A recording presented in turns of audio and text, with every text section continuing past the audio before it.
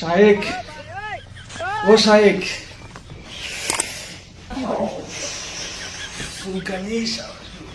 কি যে সমস্যা কি?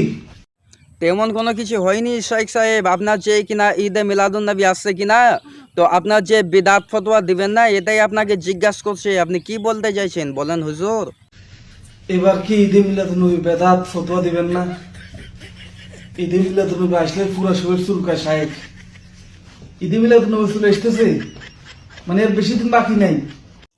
না না, আর বেশি দিন সময় নেই, আর মাত্র এক সপ্তাহ হাতে সময় রয়েছে। আপনার যে আজকে বৃহস্পতিবার, সামনে শুক্রবারেই হচ্ছে ঈদে মিলাদুন নবী, আর মাত্র এক সপ্তাহ সময় রয়েছে, টাইম রয়েছে। হ্যাঁ, এটা তো আমি জানি। এখন কি করবো কত তুমি? এখন আমরা কি করতে পারি? আমার তো পুরা শরীর চুলকাইতে আছে, ঈদে মিলাদুন্নবী চলে আসতে আছে। আমার শরীর পুরো চুলকাই, পুরা শরীর আমি একবার রক্তাক্ত করে ফেলছি চুলকাই। এখন কি করার? তেমন কোনো কিছু করার নেই শেখ সাহেব। আপনাদের জন্যই তো আমি আপনার যে স্পেশাল করে একবারে পার্সোনালভাবে একবারে অনেক দিন মেহনত করে কষ্ট করে আপনাদের জন্যই আমি একটা ওষুধ বানিয়েছি। মহলমও আছে এবং ওষুধও রয়েছে। আপনারা যে ওষুধটা দেখতে পাচ্ছেন, এই ওষুধটা সকালে, রাত্রে এবং ঈদে মিলাদুন্নবী যখন বের হবে, জুলুস যখন বের হবে সকালবেলা, তখন একবারে খাবেন, একবার খালি পেটে খাবেন, রাতের বেলা ঘুমানোর আগে খাবেন। আর এই মহলমটা যেখানে চুলকানি হচ্ছে পুরো সারা জায়গাতে, যেখানে যেখানে চুলকানি হচ্ছে প্রত্যেক জায়গাতে এই মহলমটা আপনারা লাগাবেন।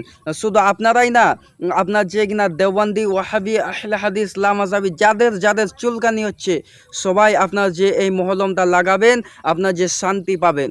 এই মহলমটা লাগাবেন আপনারা।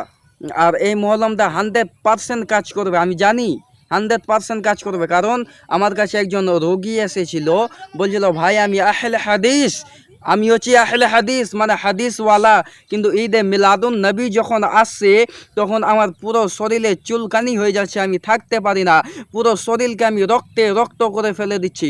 তো তখন আমি আপনার যে কিনা এই ওষুধটা ওনাকে দিয়েছিলাম, দিয়ে টেস্ট করলাম, তো দেখছি কাজ হয়ে যাচ্ছে। তো আপনারাও ঈদে মিলাদুন নবী যদি আসে, তো আপনারা সমস্ত আহলে হাদিস, দেওবন্দি, ওয়াহাবি, আব্দুল ওয়াহাব নজদির পার্টনার, আব্দুল ওয়াহাব নজদির ছাত্র যারা রয়েছে, তারা সবাই আপনার যে কিনা এই মহলমটা লাগাবেন।